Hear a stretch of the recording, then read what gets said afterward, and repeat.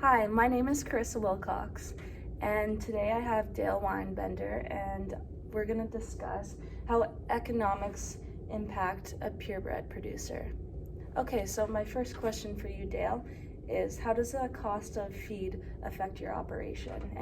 The cost of feed is a big deal for our operation, especially if the feed is not so good in fall. We have to buy feed, stuff like that. I know we feed a lot of pellets to our growing calves, and we have to supplement that with oats if the cost goes up.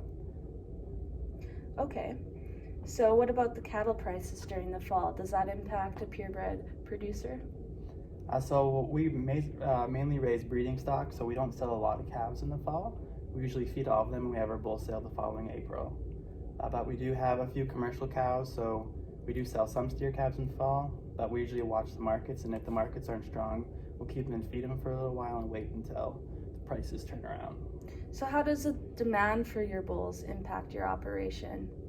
So the demand for bulls varies a lot. Sometimes producers buy a few one year and don't need the next. So that's usually a big deal for us. And then there's a lot of other purebred operations around us that have sales before us too that can be competition for us as well.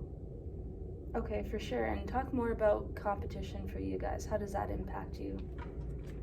Yeah, for sure. So I guess it's not really competition like we know the producers, but a lot of the commercial guys don't have a set place where they buy their bulls. They vary around from year to year. Okay, and what about the environment? Because Saskatchewan has lots of fluctuations in weather. So what about conditions of drought or lots of snow, a bad winter, like some years? Yeah, so we do all of our calving in January and February when it's really cold. So I know that we can have calves that lose ears sometimes, frozen tails, things like that. Calving is a big deal for us. I know sometimes we've had calves that born outside are not going to last very long. Just a lot of work then. And then in summertime for drought, sometimes we'll have to look at renting pasture somewhere else, seeding extra green feed, things for silage we'll have to start feeding sooner. Okay, yeah, for sure. And that definitely impacts, like a low supply impacts your bottom line since you have more extra costs. Also, what about the cost of machinery to make your own feed? How does that impact? So we usually do silage, and we don't have our own machinery for that because it is really expensive. For an operation of our size, it's not cost efficient for us to own that machinery because if we were to pay for it, we have to do a lot of custom work.